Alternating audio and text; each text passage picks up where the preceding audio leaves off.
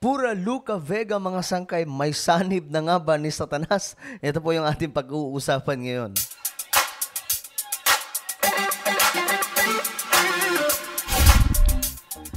Okay guys, magandang oras po sa lahat ng mga nanonood ngayon. Siyempre, mula sa Luzon, Visayas, Mindanao, Sabah at maging sa ating mga kababayan na nasa iba't ibang bansa. Magandang oras po sa inyong lahat. Bago tayo magsimula, siyempre, ito po muna. Dating gawin, i-check nyo po muna sa ibaba kung kayo na po ay nakapag-subscribe dito sa ating channel. At kung hindi pa, mga sangkay, ang gawin nyo lamang, click the subscribe down below. Tapos i-click nyo po yung bell at i-click nyo po yung all, okay? Sa video na to, makikita nyo po mismo sa ibaba ang subscribe. Pindutin nyo lamang po yan. Tapos pindutin nyo po yung bell at pindutin nyo po yung all. So, ito na nga guys, mag-usapan natin itong patungkol po kay Pura Luca Vega. Ang pinakamaangas na tao ngayon dito sa Pilipinas. Napapatanong tuloy ang marami mga sangkay kung may sanib nga ba ito. Ito po yan guys. Ito yung balita. Pambihira talaga itong balita na to. Sabi po dito, sabi daw po ni Pura Luca Vega, dagdagan nyo pa. Kasi mga sangkay, ito po. May mga nagdeklara na naman. So, parami po talaga ng parami. Ito, pindutin po natin, ha? Ito. Ayan. Sabi po dito, Pura Luca Vega also declared persona non grata in Bohol, Mandawi. Parami po ng parami ang mga nagdideklara ng persona non grata kay Pura Luca Vega. Ngayon, guys. Ito na, ha? Ito yung ano natin. Ito yung... Okay, alam nyo na to. Hindi na natin kailangan basahin to. Basta dineklara po siyang persona non grata sa Bohol at Mandawi. Ngayon, may mga nabasa ako kanina, mga sangkay. Hindi ko alam kung makikita ko pa dito. Na nagtatanong, si Pura Luca Vega nga ba ay sinaniban na ni Satanas? Bakit ganito sa manalita? Ito kasi yan mga sangkay, oh. Narito ang hirit ng drug artist na si Pura Luca Vega matapos siyang ideklarang persona non grata sa higit 10 lugar sa Pilipinas dahil sa kontrobersyal niyang Ama Namin performance. Ngayon, okay, ito muna. Sa mga medyo madali mainis, sa mga manunood po natin na medyo may mataas po yung napatawag dito, mabilis po ma-high blood. Lipat muna kayo ng mga vlogger, doon muna kayo sa mga nagpapatawa dahil dito, sigurado ako, maiinis kayo dito. Maiinis kayo dito sa vlog natin ngayon. So, ito na, at least napaalalahanan mo kayo, di ba? Sabi po ni Pura Luca Vega, ito yung ano niya dito mga sangkay, ito yung statement niya. Lahat tayo makasalanan. Ganda. Totoo naman, lahat tayo makasalanan. Sabi ng Bible, di ba?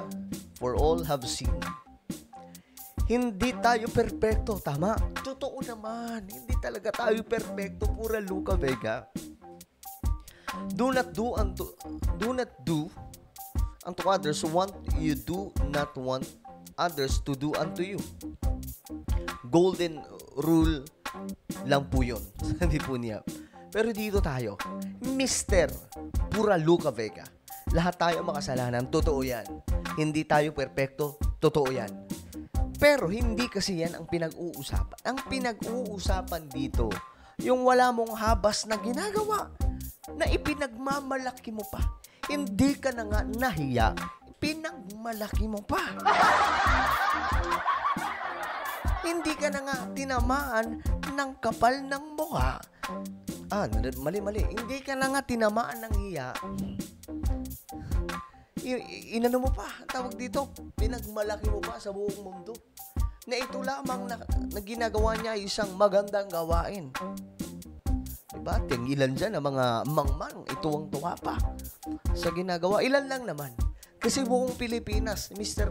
Pura Luca Vega, bad trip na sa'yo. Alam mo ba yun? Lalong-lalo na dito sa statement mo, lalo kang paaalisin sa ating bansa ng mga Pilipino. Ito, sabi po niya, para sa ibang lugar. Ito naghamon.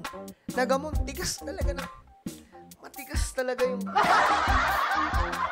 Tigas talaga ng mukha ng taong to, no? Ito, basahin po natin.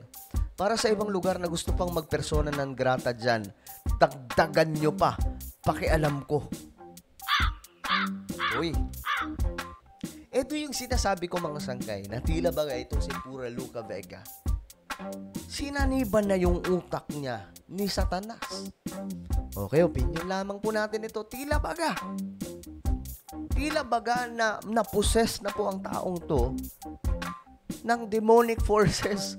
Kaya po ganito siya manalita. Wala pong katakot-takot. Tingin ko nga kapag kahit ilagay po ito sa rehas, hindi po ito tatablan ng takot eh. Wala. Kahit nga ata sa presidente natin, hindi matatakot ang taong to. Ewan ko lang President Duterte kung matakot ang taong to. Baka pag sinabi ni former President Duterte na tigilan mo na yan, masisira ang buhay mo, baka sakali tumiklop siya.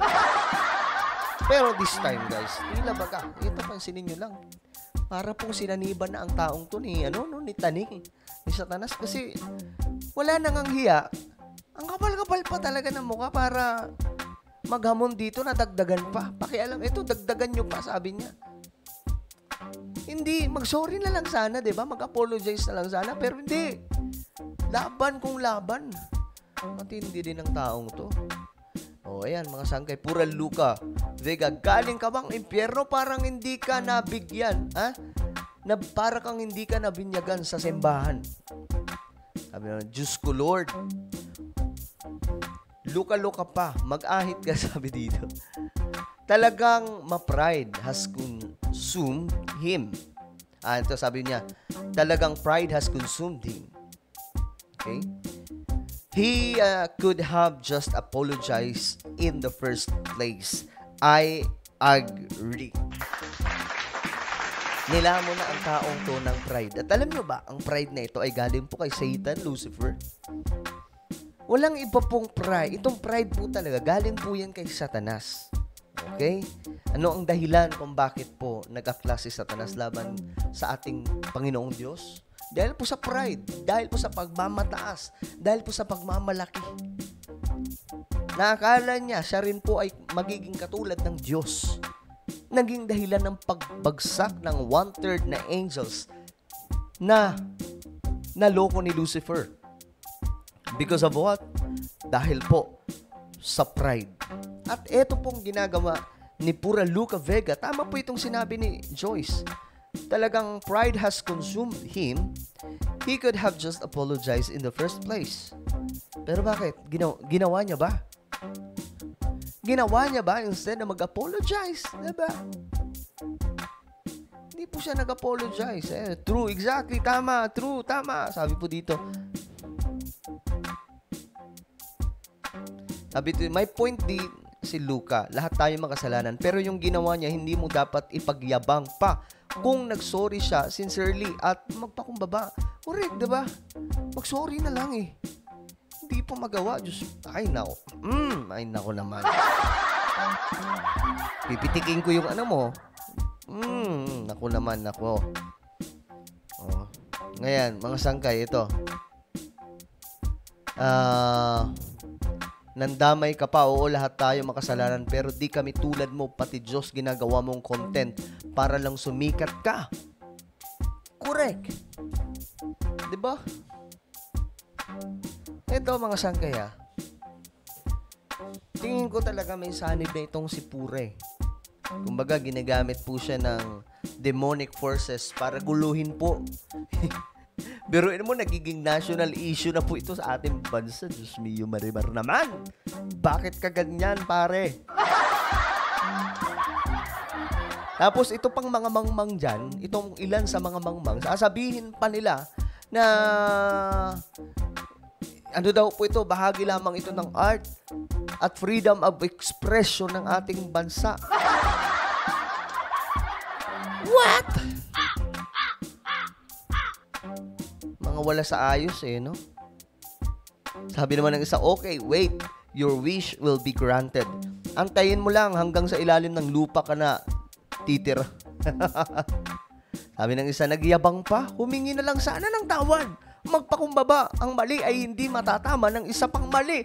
I agree. Ganda lang sinabi. Ito na, pang-ending na natin to mga sangkay. Itong sinabi, nagyabang pa. Sabi ito, oy sis, shoutout po kay CG Mar Leo. Ayan, mga sangkay. Nagyabang pa. Humingi na lang sana ng tawad. Magpakumbaba. Ang mali ay hindi. Tama yun, no? Tama to. Ang mali ay hindi maitatama ng isa pang mali. Pura Luca Vega. I hope mapaabot na siya. Hindi na rin po tatablan yan eh. Kasi ano na siya eh. Nilamon na ng kanyang kayabangan. Nilamon na po ng kanyang kayabangan. Ang pride. That's why in the first place pa lang dapat humingi na po siya ng pasensya. Pero hindi. Mayabang eh. Well, tingnan po natin kung hanggang saan aabot itong kayabangan ni Pura Luca Vega. Di ba? Ano po ang inyong opinion mga sanggay? Tingin nyo ba? Itong si Pura Luca Vega ay talagang nilamon na po ng kanyang pride. At ang gumagabay na po sa kanya ay walang iba kundi si Satanas. Just comment down below. At syempre ngayon guys, niimbitahan kita na isubscribe ang isa pang YouTube channel ko na Sangkay Revelation. Hanapin nyo lamang po yan sa YouTube at kapag nakita nyo na i-click nyo po yung subscribe, i-click ang bell at i-click nyo po yung all. So ako na po ay magpapaalam hanggang sa muli. This is me, Sangkay Janjan. Palagi nyo pong tatandaan that Jesus loves you. God bless everyone. Pura Luca Vega, mayos ka.